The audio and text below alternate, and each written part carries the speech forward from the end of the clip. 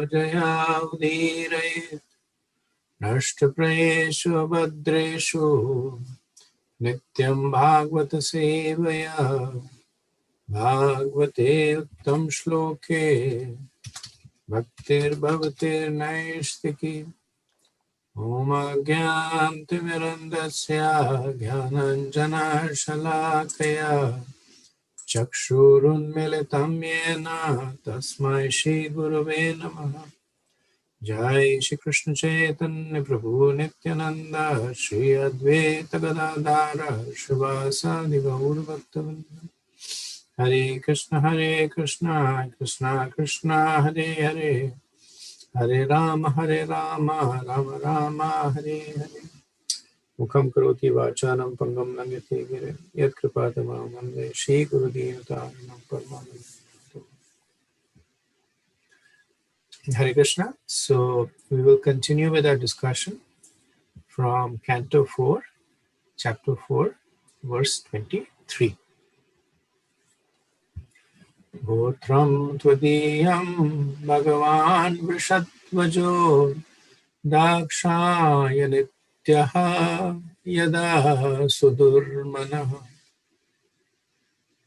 Vipeta Smitama Sutadaham Vyutsraksha etat kunapam twadangajam.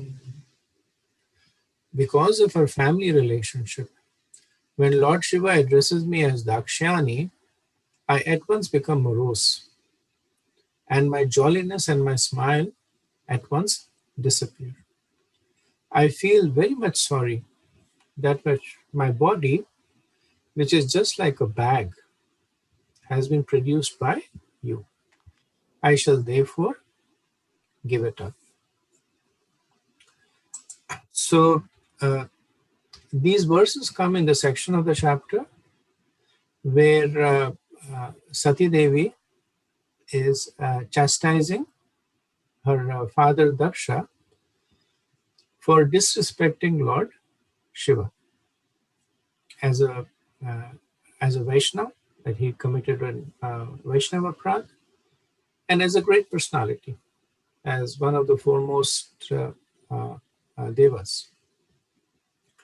And she also talks about the remediation for an offense like this.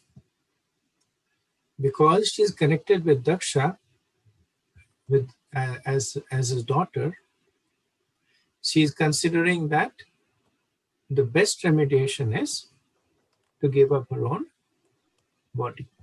Prabhupada had mentioned earlier on that Sati was competent enough to destroy Daksha. She is the personality of the external energy of Krishna. And Prabhupada says she could destroy many universes and many Dakshas if she wanted. But she does not, because she feels that it will mar the glory of Lord Shiva. She feels that it will mar the relationship of her daughter with her father.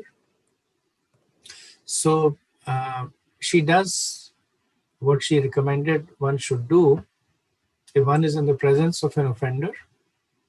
Either the person should leave the assembly hall or cut the tongue out of the person and kill the person, or should kill oneself. So the Brahmanas were recommended to leave, chanting Vishnu Vishnu. Kshatriyas were recommended to kill the person, to cut his tongue out. And the Vaishyas and the Shudras were recommended to give up their own body. So with humility, Sati Devi, she considers herself to be like a Vaishya or a Shudra. And then in addition to it, because she has received the body from Daksha, she considers it unworthy and desires to give it up. So Prabhupada says in the purport that the word Dakshayani means the daughter of King Daksha. Sometimes when there was relaxed conversation between husband and wife, so relaxed means that uh, uh, in uh, uh, in joking words. Prabhupada says that when they were joking, Lord Shiva would tease Sati as by calling her Dakshayani, or the daughter of King Daksha. And because of the teasing, Sati would become ashamed, because Daksha is the very personification of offenses. Prabhupada says he's the incarnation of all offenses, the embodiment of envy, who has unnecessarily blasphemed a great personality. So Sati is actually considering her relationship with Daksha as a relationship with the nature of envy and hatred. So she said, I become depressed and my charming smile disappeared. Therefore, for certain, she said, for certain, I will give up this body, which is already like a corpse. So one way to look at it is that Sati Devi is considering the material body to be dead, which is true. And the second way is that because of the connection with Daksha, she is considering it to be dead, just because it is infested with so many offenses and envy and hatred. In the Chaitanya Charitamrita, we see that Haridas Thakur was beaten in 22 marketplaces. And he later said that I deserved to be beaten since I had heard the blasphemy of the holy name by the Muslims. So we know that Haridas Thakur was born as a Muslim. And there was a Qazi who was very envious of him, the fact that he was chanting Krishna's name. So he complained to the Nawab who summoned him, and there in the presence of Haridas, this Qazi, he blasphemed the holy name. He said he's chanting the names of the infidel god. They worship with images. And Haridas Thakur says that because I stayed quiet when that blasphemy was going on, I deserved to be beaten in 22 marketplaces, and even more so. Similarly, Sati, because she tolerated the offenses against Lord Shiva, she's saying that I deserve to give up this body. So these are the two reasons. One is Sati is because by the body she is connected to Daksha, who is offense personified. And the second is that she herself recommends it as a path of atonement for those who tolerate the offenses against Vaishnavas. Okay, verse 24. Maitre vacha ityadvare daksham anudya shatruhan shitavudicim nishashad shantava sprasva jalam pita dukula samvrata nimilya dragyoga patham samavisha. Maitreya the sage told Vidur, O annihilator of enemies, while thus speaking to her father in the arena of sacrifice, Sati sat down on the ground and faced north. Dressed in saffron garments, she sanctified herself with water and closed her eyes to absorb herself in the process of mystic yoga. So in 4 verses, from 24 to 27, Maitreya will describe Sati Devi giving up her body. So Maitreya addresses Vidur as Shatruhan. Shatruhan is one who is the killer of enemy. And he's also indicating that Sati, on the pretext of giving up her body, is also Shatruhan. She is also the killer of her enemy, Daksha. And as we will see later on, Lord Shiva will get upset at this and kill Daksha. So she is also making arrangements for Daksha to be killed in a proper way. She doesn't want to kill him herself, but in a proper way, she's making arrangements for Daksha to be killed. And Maitreya says Shatruhan. She's considering her father to be her. Then she wears clothes that are dyed with saffron.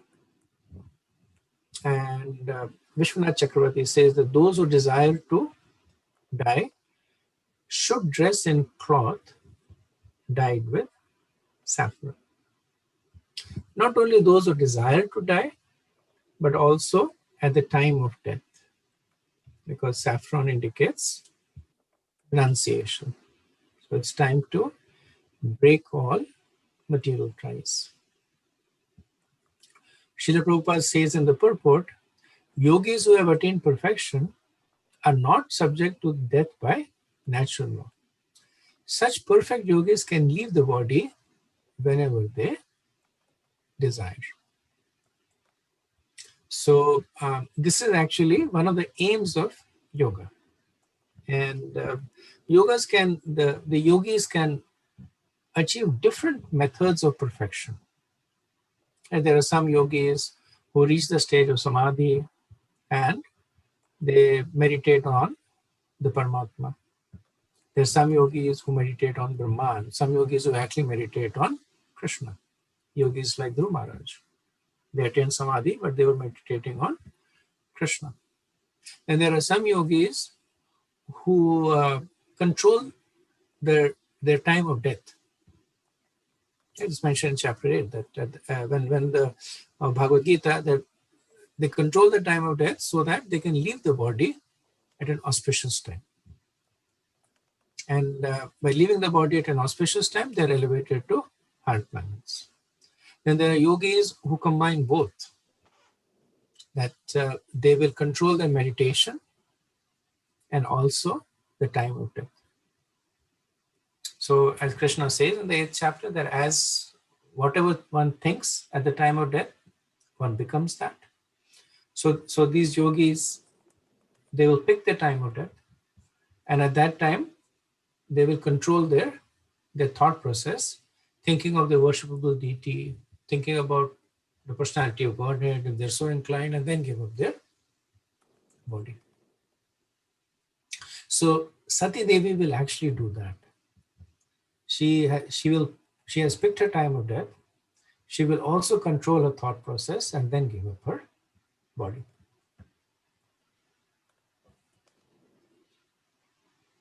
Next verse, 25. Kritva samana vanilo jitasana sodana muthapya chana vichakrata shanebhivistapya dhyorasi stitam kanthan bhruvor madhyam anindetanyat. First of all, she sat in the required sitting posture, and then she carried the life hair upward and placed it in the position of equilibrium near the navel. Then she raised her life hair, mixed with intelligence, to the heart, and then gradually towards the pulmonary passage, and from there to between her eyebrows. So this verse essentially describes the Shat Chakra yoga process. So in the Bhagavatam 2.2, it is mentioned that there are two kinds of pran or life hairs. One of them is moving upward, and one of them is moving downward. So the one that moves upward is called pran, and the one that moves downward is called apan. And by the control of the yogi, they combine these two air, the pran and the apan. It combines to become saman or samanto at the navel chakra. And then the yogi will raise it with the udan air and raise it to the subsequent chakras. Prabhupada says the yogic process is to control the air passing within the body in different places called Sat Chakra, or the 6 circles of air circulation. The air is raised from the abdomen to the navel, from the navel to the heart, from the heart to the throat, from the throat to between the eyebrows, and from between the eyebrows to the top of the cerebrum. That is the sum and substance of practicing yoga. Before practicing the yoga system, one has to practice the sitting postures, because this helps in the breathing exercise which controls the airs going upwards and downwards. This is a great technique which one has to practice to attain the highest perfectional stage of yoga, but such practice is not meant for this age. Prabhupada gives a very high level summary of Ashtanga Yoga. That one performs asana, and when one is able to control the body, then one starts performing pranayama, and then one basically proceeds first and goes to the stage of dharana, and from there they finally move to the stage of samadhi. So Prabhupada says that it's a science, and it can be achieved, but not in the current day and age, because it takes a long time, lots of practice with many pitfalls. Verse 26.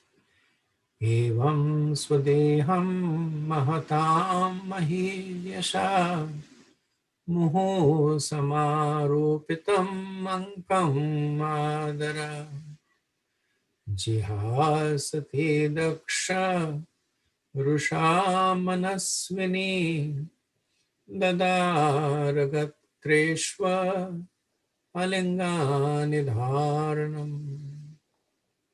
Thus, in order to give up her body, which had been so respectfully and affectionately seated on the lap of Lord Shiva, who is worshipped by great sages and saints, Sati, due to anger towards her father, began to meditate on the fiery air within the body.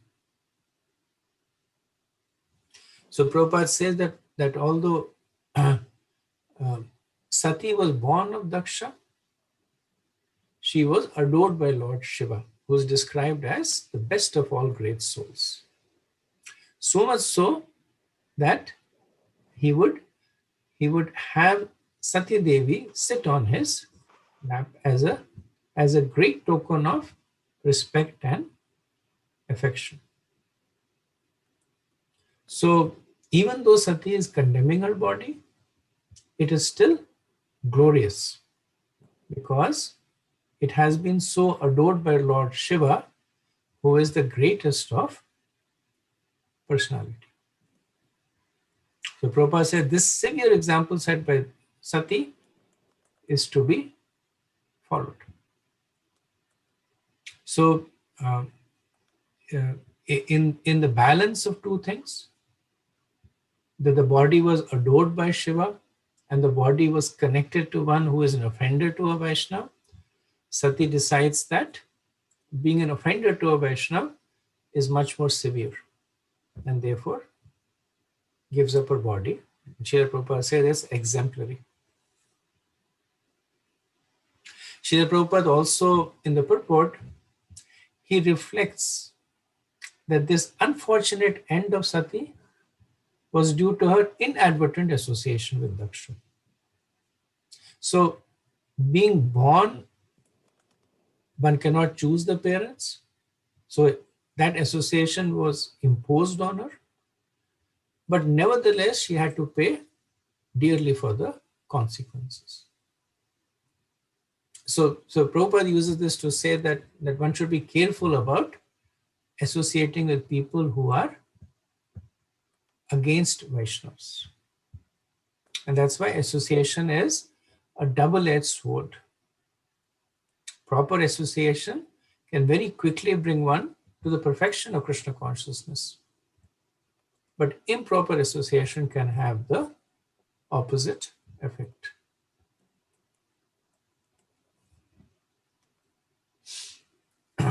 And then Prabhupada ends his purport on a more optimistic note, because one may say that this is a little severe, and he says, "Don't worry." Prabhupada says, she will eventually get reunited with Lord Shiva.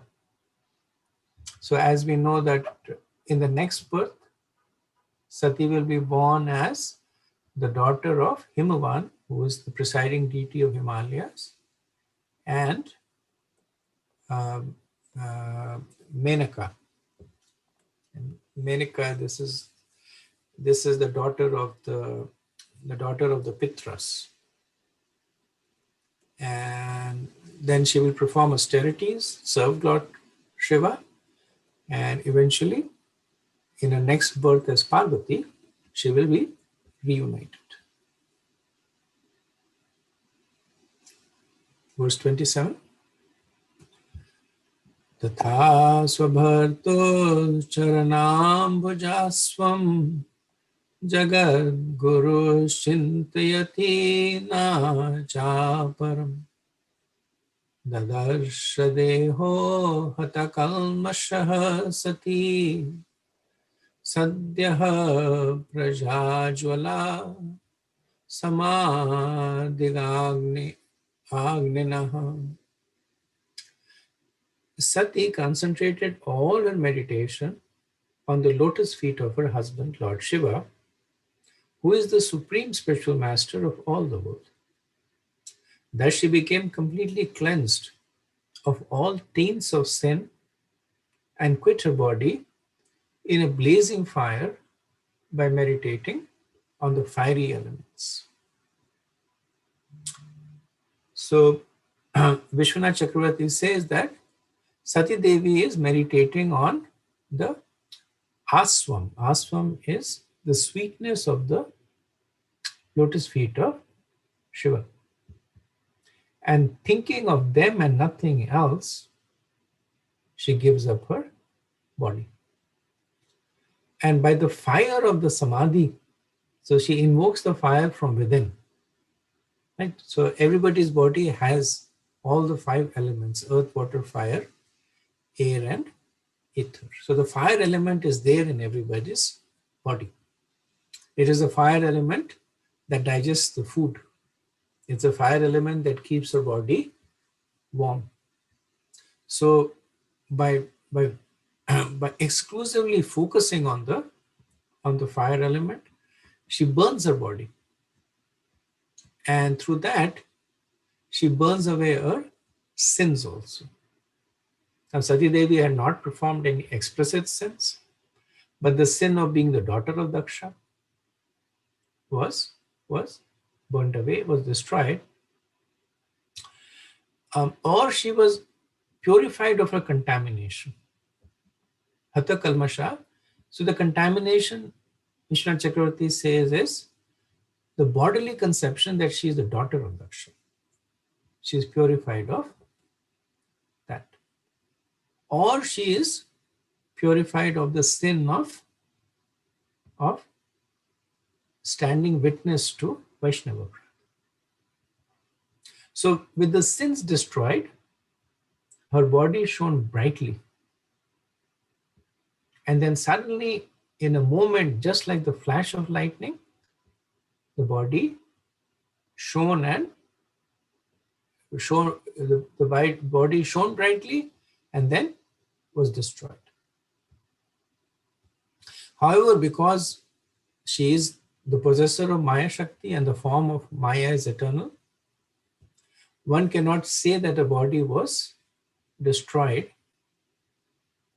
because the body in any case was destroyed.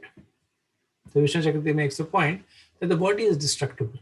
So how can you say something destructible is destroyed? It's a natural nature of the body to be destroyed. But whatever elements that were conjoined to give out the body, they return to their natural forms. So Srila Prabhupada in the purport, he gives 3 opinions of commentators on the destination of Sati. So he says that according to Jiva Goswami, that Sati quit her body means that she gave up within her heart her relationship with Daksha. Vishwanath Chakravarti Thakur also comments that since Sati is the superintendent deity of the external potency, when she quit her body, she did not get a spiritual body, but simply transferred from the body she had received from Daksha. That's the second opinion. Third is, Prabhupada says, other commentators also say that she immediately transferred herself into the womb of Menaka, her future mother. She gave up the body she had received from Daksha and immediately transferred herself to another better body, but this does not mean that she got a spiritual body. So all the 3 opinions are very, very similar to one another. Jiva Goswami considers Sati giving up her body as giving up her relationship with Daksha. And Vishwanath Chakravarti and other commentators, they make this fact that while she gave up her body, but she did not receive a spiritual body, but received another material body. And that is described as the body that she occupied in the womb of Himavan, in the womb of Menaka, the wife of Himavan. So in the purport, we also see that Prabhupada makes 4 points to draw an equivalence between the process of Astang and Bhakti in order to demonstrate that the process of Bhakti is superior. And I've summarized this as a table, which I'll send, so you don't have to note specifics here. So in the Astang process followed by Sati, we see that Sati meditated on the lotus feet of Shiva. In the process of Bhakti, the devotee meditates on the lotus feet of Vishnu or Krishna. So this is the similarity. The superiority is, Prabhupada says, there is such transcendental bliss in simply meditating on the lotus feet of the Lord that one can forget everything but the Lord's transcendental form. Then the second point he makes is that by such meditation, Sati became free from all contamination, essentially of her bodily conception or a bodily relationship with Daksha. In the process of Bhakti, when one becomes free from all bodily relationships within this material world and simply places himself in the position of an eternal servant of Supreme Lord. So the similarity is that when one executes Bhakti, one becomes free from all bodily relationships. The superiority is that one develops a new relationship, or rather revives the relationship with the Supreme Lord. Third point, that in the Astang process, we see that the body of Sati was consumed by the blazing fire, yogic fire. And in the process of bhakti, Prabhupada says that it is not necessary for one to manifest a blazing fire externally. For if one forgets all bodily relationships within this material world and becomes situated in spiritual identity, it is said that one has been freed from all material contamination by the blazing fire of yogic samadhi. So the similarity is that in the process of bhakti, through the perfection of devotion, when one is situated in one's spiritual identity, the material body is as good as consumed and destroyed by fire. And the superiority is that there is no need for all this austerity. There is no need to burn your body. And the second point he makes is that it's superior because this blazing fire of bhakti produces ecstasy. In Astang Yoga, the blazing fire, it may or may not create pain, but does not produce ecstasy for sure. But in the process of bhakti, there is no need for the blazing fire. And what passes for a blazing fire, what gives the equivalent function, produces ecstasy. And the fourth and final point is that Prabhupada says that Astang Yoga is a highly elevated process, but Bhakti Yoga is even more elevated. So it is a topmost perfection of yoga.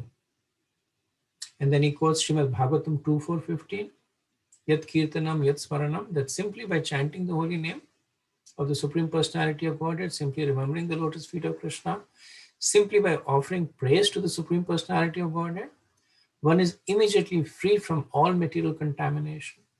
The material body concept by the blazing fire of ecstasy. This takes place immediately without a second's delay. So this is the summary of the process of yoga that is delivered with bhakti. And further advantage Prabhupada quotes in this is that this effect takes place immediately without a delay. So the process of Astanga is very, very long. It can span several lifetimes. The person takes one step backward, one step forward, one step backward, one step forward. Sometimes they'll take two steps forward, one step back. So gradually they will make progress. But the process of bhakti, if it is executed with sincerity, then it is easy and takes place immediately without a second's delay. Okay. Verse 28. Tad pashyatam ke bhuvicha mahad. I'm sorry. Tad pashyatam ke bhuvichadbhutam mahad. Ha he tivadaha sumahanajayat. Antapriya Daivatamsya Devi Jahavasun Kena Sati Prakopita. When Sati annihilated a body in anger, there was a tumultuous roar all over the universe. Why had Sati, the wife of the most respectable demigod Lord Shiva, quit her body in such a manner? So in 3 verses, Maitreya, he talks about the reaction in the universe to Sati quitting her body. So Sati was the daughter of a great personality, Daksha. Daksha is the son of Brahma, the foremost of the Prajapatis. So Sati was a daughter of a great personality. And she was the wife of a even greater personality, Lord Shiva. And she herself was an exalted personality because she was the personification of the external energy of the Lord. So in the whole universe, there were questions. And why did one, who is the daughter of a great personality, the wife of a greater one, and herself so exalted, have to give up her body? The entire universe became bewildered at this event. The Prabhupada says that there was a tumultuous roaring all over the universe and the societies of the demigods of different planets because Sati was the daughter of Daksha and the wife of Lord Shiva. Why did she become so angry that she gave up her body? Since she was the daughter of a great personality and the wife of a great personality, she had nothing to desire. But she still gave up her body due to dissatisfaction.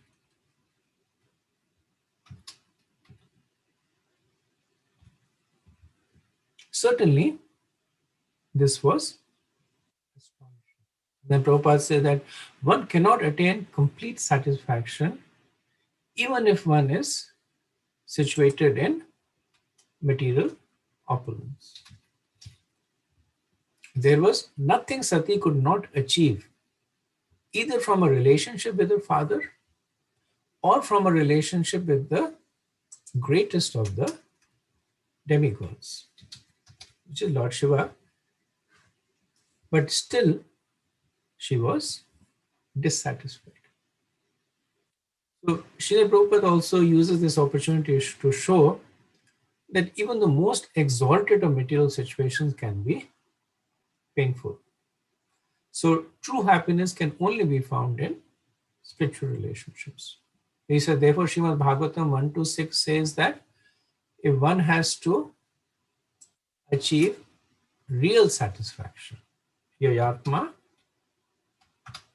suprasiddhati.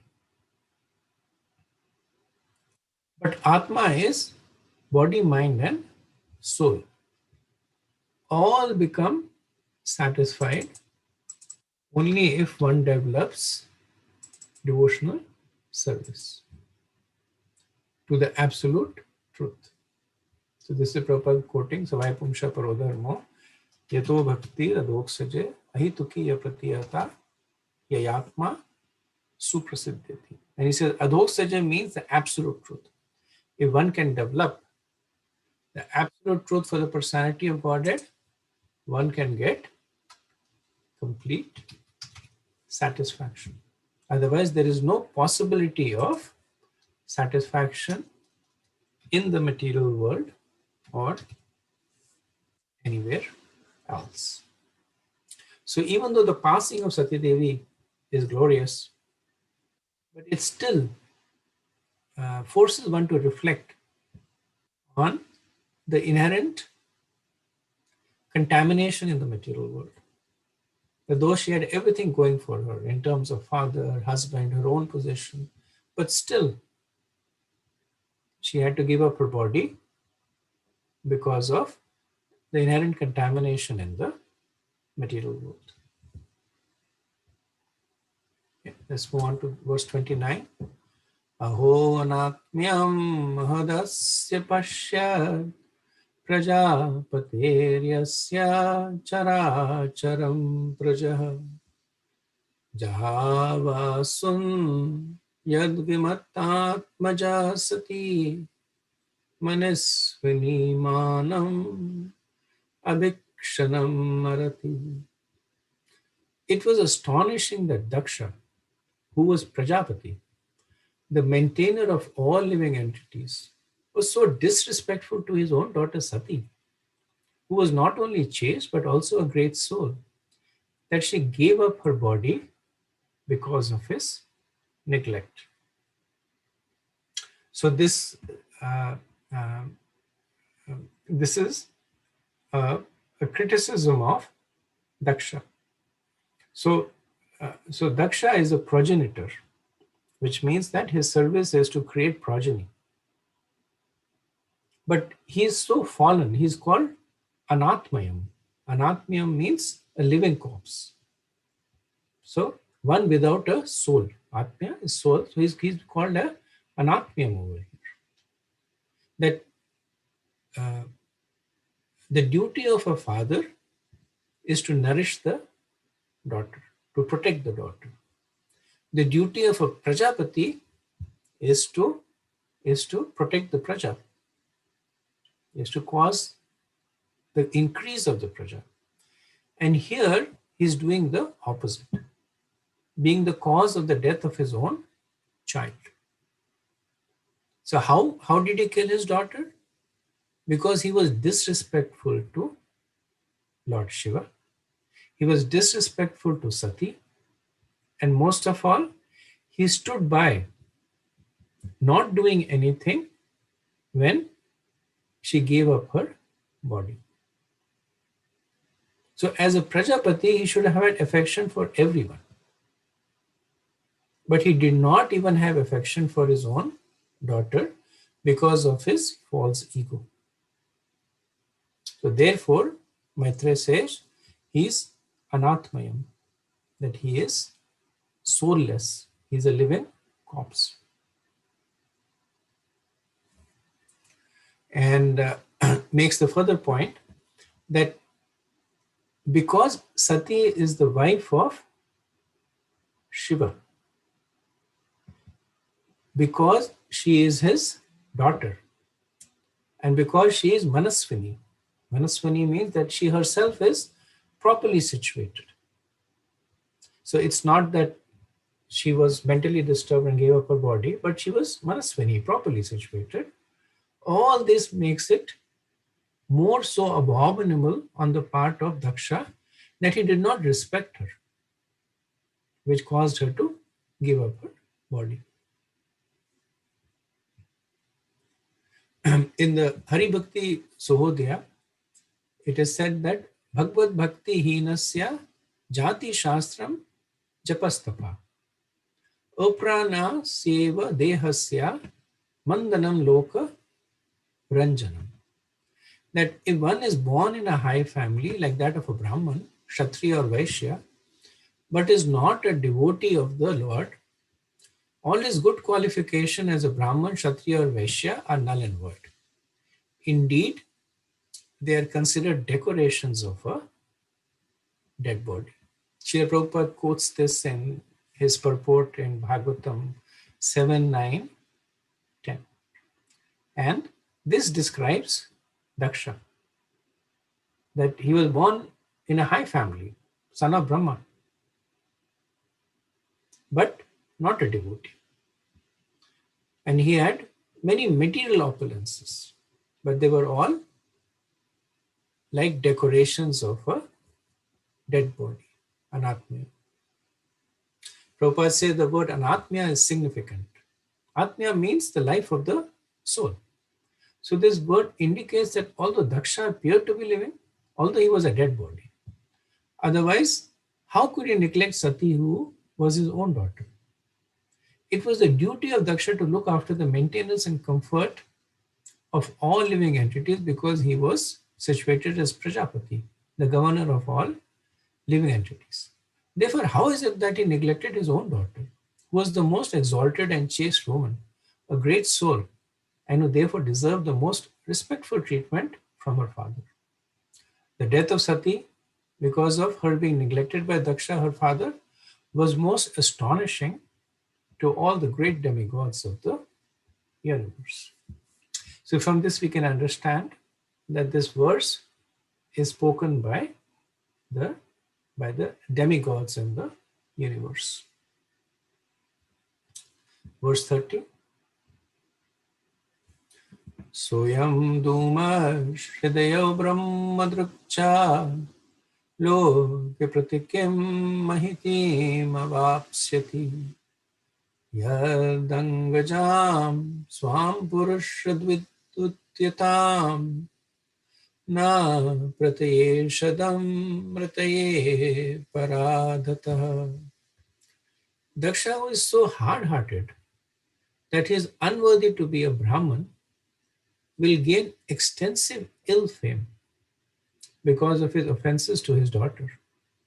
because of not having prevented her death and because of his great envy to the Supreme Personality of Godhead. So 3 bad qualities are attributed to Daksha in this verse. Offenses to his daughter. So what were the offenses to his daughter? That he did not greet her when she came, and he was offensive to her husband. Second is not having prevented her death. So when Sati Devi was preparing to give up her body, when she wore saffron clothes, when she began to enter into the yogic trance, Daksha could have prevented it. He could have mollified her and said that I'll correct the situation. That would have been enough for Sati to stop, but he did not. And finally, because of his great envy to the personality of Godhead. How does that envy manifest? By envy to the devotees of the Lord. He offended Shiva, he offended Brahma, he offended those who were there in the assembly. So, because of this, he is considered to be hard-hearted, unworthy of being a Brahman, and one who will gain extensive ill fame. So, Daksha is described as Brahmadruk. Brahmadruk is one who is violent to Brahmanas. And Prabhupada says that Daksha means expert. And he was given the name because of his ability to beget many hundreds and thousands of children. Persons who are too sexually inclined and materialistic become so hard-hearted. Because of a slight loss of prestige, they can tolerate even the death of their children. So Prabhupada tries to explain the ill effects of being absorbed in sex. And he said, because of sex, one becomes hard-hearted. Why does one become hard-hearted because of sex? So when one is indulging in it for the sake of pleasure, then the nature of lust is that one puts one's own self ahead of everything else. Prabhupada at another place comments the difference between love and lust is that love is you put the pleasure of the other person ahead. So when the gopis were interacting with Krishna, there's no trace of lust because everything they did was for the pleasure of Krishna. But because Daksha was expert in sex, he was strongly anchored in this notion of putting himself ahead of others. So much so that they cannot tolerate a slight loss of prestige. So Prabhupada talks about what they can tolerate and what they cannot tolerate. So he says they cannot tolerate a slight loss of prestige, but happily they will tolerate the death of even their own children. And the reason is because they're obsessed with the self, because they're anchored in the bodily conception. Okay, I have a few more verses. I'll finish that. We'll end the chapter and then we'll pause for discussion. Vadatti evam jane satya drishtva shutyagam adbhutam daksham tat parshadhantam udatisthan udayudah.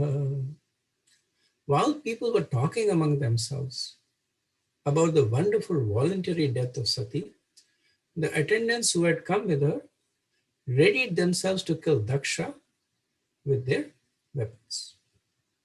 So in the last 4 verses, we will see how Shiva's attendants who had accompanied Sati react to this wonderful voluntary death of Sati. Now they don't consider it wonderful because to them it is heartbreaking that the wife of their worshipable Lord has given up her body.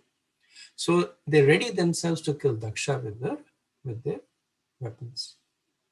And Srila Prabhupada says that they decided to die for her because they were unable to protect their master's wife.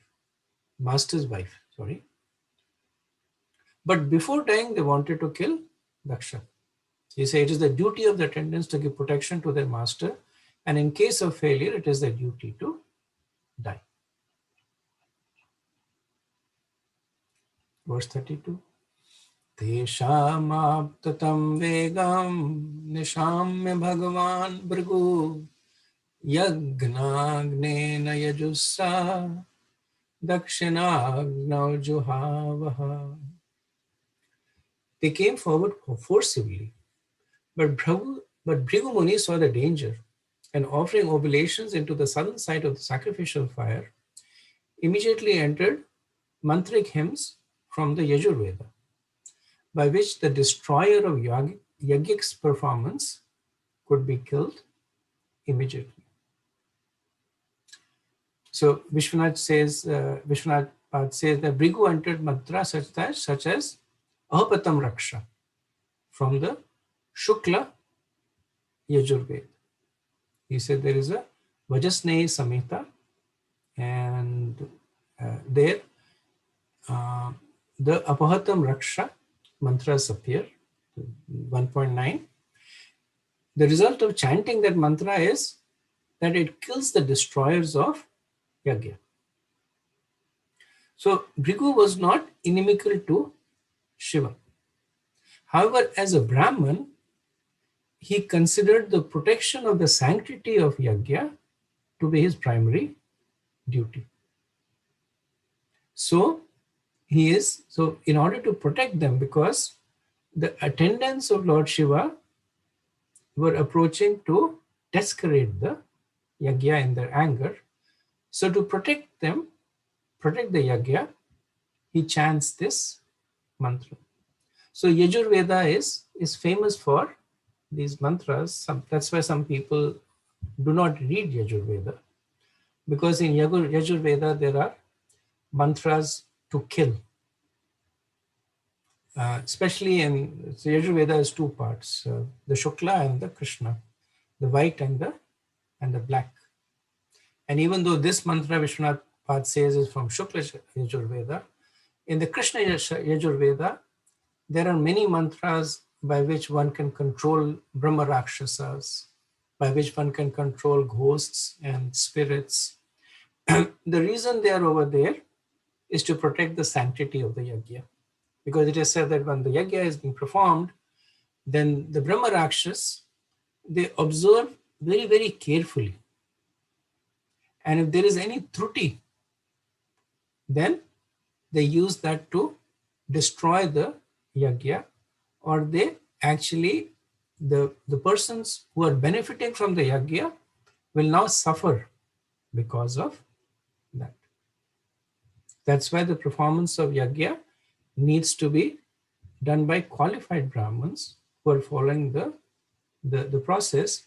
Otherwise, the opposite effect might happen. Like we see in the case of Tusha, that he chanted a mantra incorrectly, and Vritasur was born, who actually got killed by Indra. He wanted the personality to kill Indra.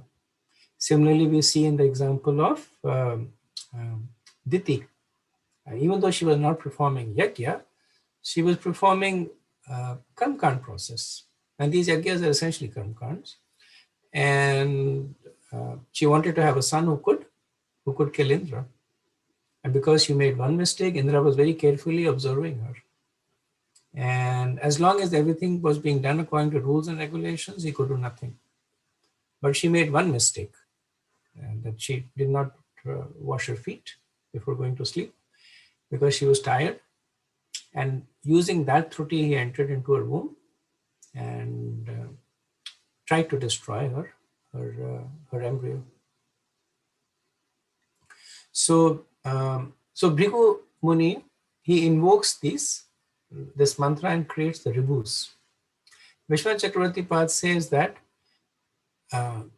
there was no need for Bhrigu to do that because the yajna had already become inauspicious due to Sati leaving her body, which is why he will be chastised, punished later on. Prabhupada says in the purport, here is one example of powerful hymns in the Vedas, which when chanted could perform wonderful acts. In the present age of Kali, it is not possible to find expert mantra chanters. Therefore, all the sacrifices recommended in the Vedas are forbidden in this age. So there are some people who will try and get some mantras from the Krishna Yajurveda or from other tantric scriptures, and they try to use that to control ghosts and demons or to do black magic. But either they are ineffective, which means that they don't have any potency, or they produce the opposite effect. So that's why Prabhupada says that the only sacrifice recommended in this age is the chanting of the Hare Krishna mantra. Because in this age, it is not possible to accumulate the needed funds for performing sacrifice, not to speak of finding expert Brahmins who can chant the mantras perfectly. Okay, 2 more verses and then we end the chapter. Advaryuna humane deva utpato rojasa rabhavo nam tapasa somam praptah sahasrasha. When Bhrigu Muni offered oblations in the fire, immediately many thousands of demigods named Ribus became manifested. All of them were powerful, having achieved strength through Som, the moon. Prabhupada says that many thousands of demigods named Ribus became manifested because of the oblation offered in the fire and the chanting of the hymns from the Yajurvedas. Brahmins like Bhrigu Muni were so powerful that they could create such powerful demigods simply by chanting the Vedic mantras. Vedic mantras are still available, but the chanters are not. By chanting Vedic mantras or by chanting Gayatri or Rig mantra, one can attain the results one desires. In the present age of Kali, it is recommended by Lord Chaitanya that simply by chanting Hare Krishna, one can attain all perfection. Okay, last verse.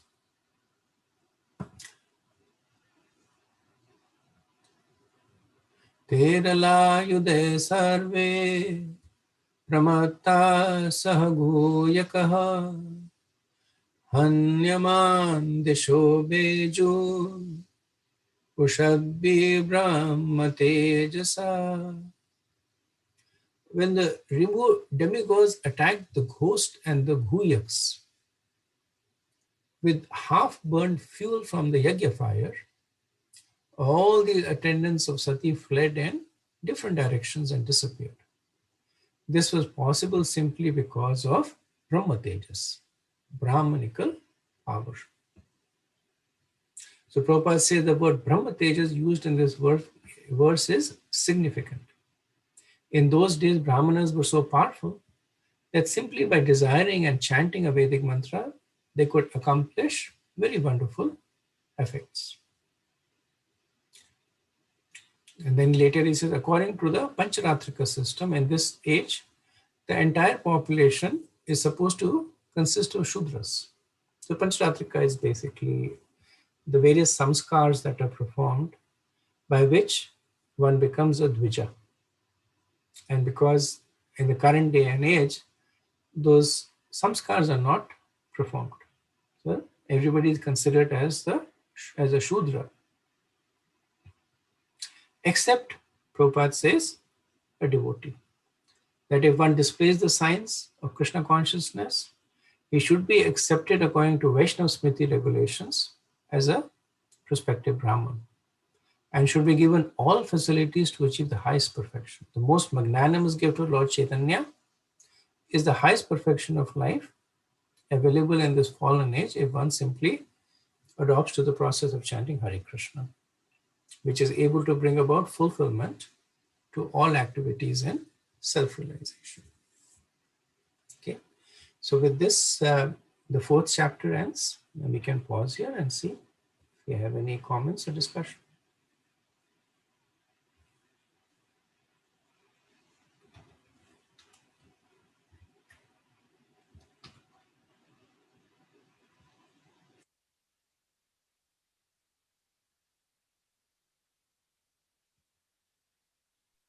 Hare Krishna Prabhu. Daksha, was he really bad in a way, or is this a leader? I'm sorry, Sai Prabhu, your voice is breaking. I'm not sure it's the problem at my end. Okay, you mind repeating your question? I'm saying that Daksha, can you hear me now? Now I can, yeah.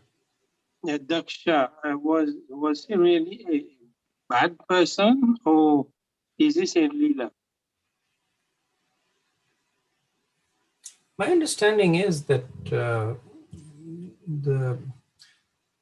events related to Daksha, they point to his actual contamination. So difficult to say he's a bad person because he's an exalted person, having being born from the mind of Brahma. So he's an exalted person. And we'll see later on that when he completes the sacrifice, then Lord Vishnu personally comes and gives him darshan. And he prays wonderful prayers to Lord Vishnu. And then when he is reborn again, then he again gets darshan of Lord Vishnu. He performs a state. Lord Vishnu comes and gives him benedictions personally. So they all lead to pointing him as an exalted personality. But the lesson over here is that regardless of how exalted a personality is, if the person commits offenses against a Vaishnava, then it will be the cause of his fall down. Thank you, Prabhu. Okay.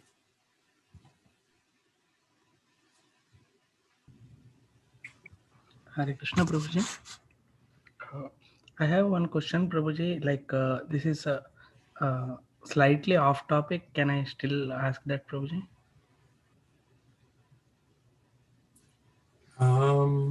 Yeah, I mean, go ahead. It's a rhetorical question, right? You're saying, can I ask it? I'm not going to say, don't ask it. So, Yeah, you can say that also, Prabhuji. no, others may benefit from it. So let's hear the question. After that, Sure, Prabhuji. Thank you. Recently, I was having some discussion with my brother, Prabhuji, like about the existence of God, and the discussion happened, and he brought the chance theory. Why can't it happen all by chance? I tried to explain uh, how everything in our experience, when something is designed, there is a designer behind it, and tried to explain by cause of all causes, like one cause leads to another, and then ultimately leading up to God. And he put question is like why it can't be a possibility that like example, like I understood like he's talking about Big Bang theory. An explosion happens, and it might happen that all the cosmics are certain distance that may lead to the uh, the gravitations acting in according, so that one revolving around the other is a possibility. So why it can't be, the first point would be chance, is one question he asked. I couldn't share. And I also, another point he asked is like uh, adherence to the scriptures, because scriptures he sees like many things which are not so comprehensible. So he's kind of asking what is the guarantee that scriptures are factual, because different religions have different scriptures and like that. So, okay, what is the guarantee means I don't know what to say. So that was there in my mind from some time. So if you can help me. So I guess there are two parts to your question. The first part is that um, one can never argue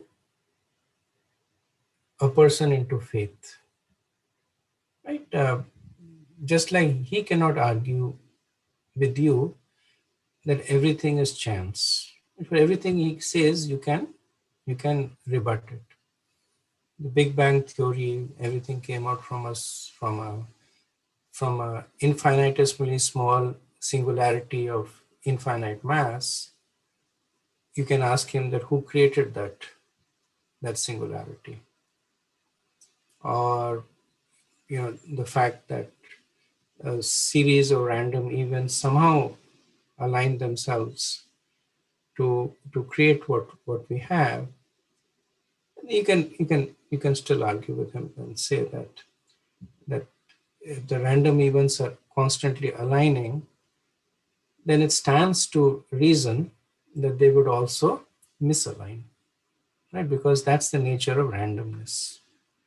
That where there is alignment, there is misalignment. But you still won't be able to convince him. Just like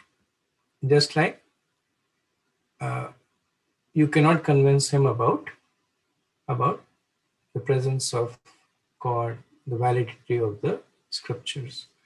So that's why when we ourselves speak about the process of making advancement in spirituality, we say the first step is Shraddha. And the definition of faith, by nature, faith is defined as is a blind belief in something sublime. That's what the Webster's dictionary says. Sublime means that it is beyond empirical senses, and blind means that it is implicit. That's how it has to begin. So one cannot develop faith through logic. And I mean, these discussions may be interesting, and they may provide some intellectual stimulus. They're definitely not going to instill faith in the person, right? If you want to instill faith in the person, you can pray for him. You can try to be a role model to him, or you can just be friends with him. Srila Prabhupada, so many people came to him. Prabhupada was 24/7 talking about Krishna consciousness. But when people of certain mentality came to him, he would switch gears. He would talk about vegetarianism. He would talk about good health, morals, things that they could relate to. Right? The idea was that when they developed certain respect for Prabhupada, when they developed certain appreciation for him, Bhakti would start. He wouldn't argue with them that, sometimes big people from church would come, and he wouldn't argue with them saying that Christ is a devotee of Krishna, or my God is bigger than your God, etc. Right? He would talk about things that were on the common ground. And, the second part of the question is easier to answer, right? He says, how can you be sure that the scriptures are valid? And it's the same thing. How can you be sure that a prescription that the doctor is giving you is valid? That you take the prescription and then you see the result. Right? Otherwise, you can look at the prescription, put it on a table between the two of you and look at it whole day. It's not going to help either of you. Right? But you can say that you don't trust the prescription, I trust it. Watch me take it. And watch my fever go down. Watch my health improve. And that's the strongest way to convince another person. Or you can give the medicine to the other person and say that you don't have to take the whole bottle. Right? Just take a spoon and your headache will be gone. Just take another spoon and your body pain will be gone. And that's how we also built our faith. Right? We still aren't at the stage of absolute faith. We are still building our faith, but that's how we are building it.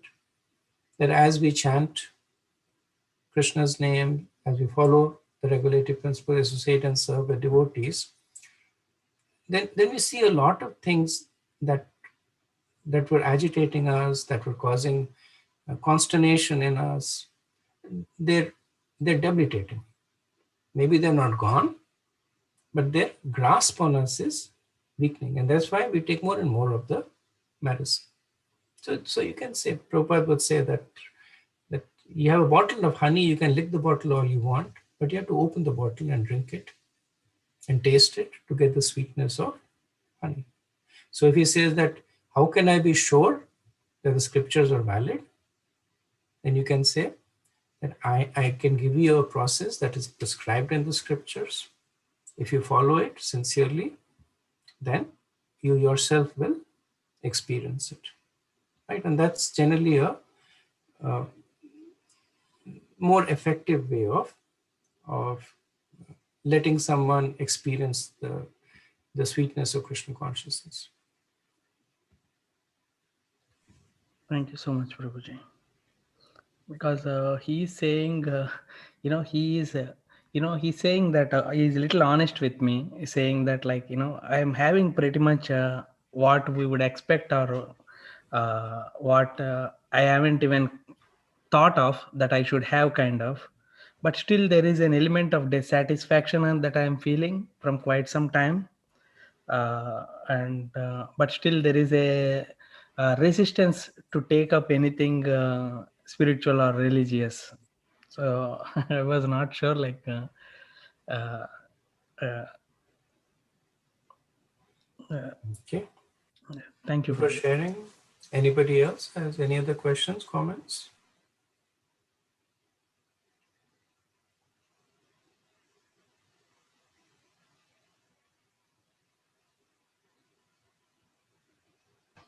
Hare Krishna, Prabhuji. Yes, Hare Prabhu. Krishna. Pranam, Prabhuji. This is Narayan Krishnadas. Prabhu, I have a question regarding the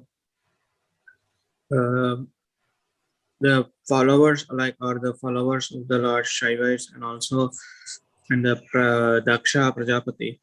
Like in the Gita, it is said that yad yad acharasi shrestha tat tat eva kurujan. Like whatever the great leaders do, people in general they should follow. People will general they will be following.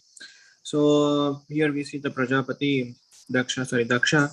He's what do you call it? Like the foremost personality, like is the son of the Brahma. So what message, like if he does a mistake, like having six desire or whatever, like the reason maybe. So if he does a mistake, so what people in general will take up, from get inspiration from them, like it is from starting from the son of Brahman. So I'm trying to understand that the message from Daksha. Good question. This particular pastime is actually replete with so many instructions Right. for us. I think at the core of the lessons that we get is this lesson that I spoke earlier about, that even if one is the greatest of personality, if one offends a Vaishnava, then all the opulences are as good as nothing. And that's why it's called anatmya, that he is a body without a soul. So it's talking about the gravity of Vaishnava Prab. And then from there, you can build so many other lessons, that why did Daksha commit Vaishnava offense? And Prabhupada says because he was addicted to sex. And because of that addiction, he was looking at his own pleasures. He got situated in strong sense of false ego. So he became intolerant towards anything that happened to him, but very tolerant towards adversity to others. So he was willing to tolerate the death of his daughter, but not willing to tolerate supposedly supposed disrespect at himself. And so then these are the subsequent aspects of what happens in a person who is infested with offenses to a devotee. So that's one of the primary lessons. It answers the question that how do we understand from Dakshas, but then the pastime also talks about how does one deal with Vaishnava offenses. You may not be making Vaishnava offenses, but you may be in the presence of persons who are committing Vaishnava offenses. And that association itself is contaminating. So we see that everybody who was associated, not everybody, but almost everybody who was associated with it suffered. Sati Devi gave up her body, and then we'll see Daksha gets killed. Bhrigumani gets chastised. So many demigods get chastised. And one might say all they were doing was sitting there, but they were participating in it. So not only does one have to be careful about not committing Vaishnava offenses, one has to be careful about not associating with one who commits offenses. Okay, yeah, that's very nice answer, Prabhu. And also, can I ask another follow-up question, or if somebody wants to ask, wait. No, Prabhu, go ahead. Okay, thank you. So, and also like you mentioned that actually it is there that Daksha was in a sexually addiction that transformed his heart into hard-hearted. We see that, and also demigod Indra was also like one time he was so addiction was there, and his whole body was transformed into the whole eyes, like his spiritual master cursed him. So, is it necessarily that whoever is sexually addiction and that person is 100% hard-hearted? We see that Dhritarashtra also, like he has got 100 sons. I mean, I know background that he has past karma. He killed many birds in his previous life. But coming to this prospect, this scenario where we can understand only the person who has sex life. I mean, sorry, it's a person who has more addiction for sex life is naturally transformed into a hard-hearted person for doing anything. So if I hear you correctly, there are, I guess, two aspects to your question. Right, bro. Yes. And the answer to the first is yes, and to the second is probably no. Mm-hmm. So does one who is addicted to sex become hard-hearted? Yes. Because as Prabhupada explains, that in order to be lusty, you have to put yourself ahead of another person. So lust is that everything that I do is for my enjoyment. Love is you're doing it for the pleasure of other person. Right. So when you're putting yourself ahead of the other person, then you have to say that my happiness is happiness. The other person's distress I don't care about.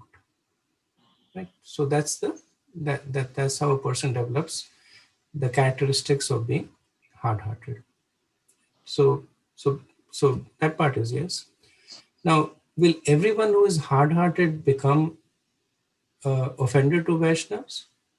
That's not necessary, right? Because being hard-hearted is a material quality, Mm-hmm. and being an offender to Vaishnava, it's a spiritual aberration. So, Jagai Madai are the example of it, that they did so many things, but they did not offend Vaishnavas. Correct. Yeah. Right. So they had all kinds of bad qualities. Ajamil is another example, that he was actively going around killing people and stealing money from them. Definitely very, very lusty. But still he got a second chance. because he Right. hadn't offended Vaishnavas. If he had offended Vaishnavas, he wouldn't have got another chance. Right? So he got another chance because he was not contaminated with Vaishnava Puran. And it's possible there are cases where people, they are celibate, self-controlled, right, and they can be offenders to Vaishnavas. Again, in Mahaprabhu Leela, you see so many Pakka Brahmins. Correct. Right? They were Pakka Brahmins. One Brahman drinking only milk, other Brahman following the rules and regulations strictly, but they did not have the regard for Lord, so they became offenders. Now, having said that, there could be some correlation. That's why it said mode of goodness is not an essential prerequisite to bhakti, but it can help. It can be a supporting anga. Similarly, being lusty, which is mode of ignorance, it will not destroy one's bhakti, but it can lead to circumstances that are more conducive to the destruction of bhakti. Yes. Thank you. Nice. Okay. Thank you, Prabhu. Okay, so we have a few more minutes. I won't start the next chapter now. We'll start it next time. If anybody has any thoughts, any comments.